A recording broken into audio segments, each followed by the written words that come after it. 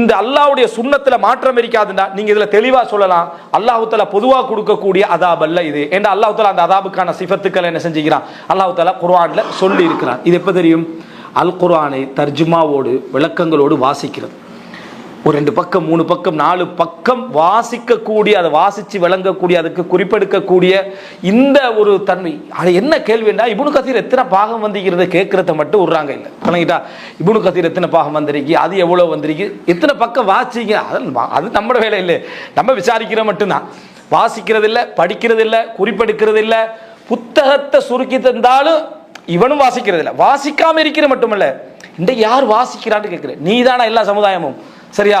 இன்றைக்கு யார் வாசிக்கிறார்? இவர் வாசிக்கிறது இல்லை தானே, அதனால எவனுமே என்ன செய்யறது இல்லை, வாசிக்கிறது இல்லை என்ற நிலைமைக்கு போய் எப்படி ஒரு அட்லீஸ்ட் ஒரு பக்கம் அல்லாஹ்வுடைய சுன்னத்தை தெரிஞ்சு கொள்ள ஆர்வம் இல்லை உனக்கு, நீ அல்லாஹ்ட்ட துஆ கேளு, யா அல்லாஹ் உன்னோட விஷயத்தை எனக்கு தான், அதான் வச்சுக்கிற குர்ஆன், அதில் படி, உனக்கு பதில நான் சொல்லிக்கிறேன் என்ன. நம்ம என்ன செய்யறது இல்லை, அதில் இல்லை.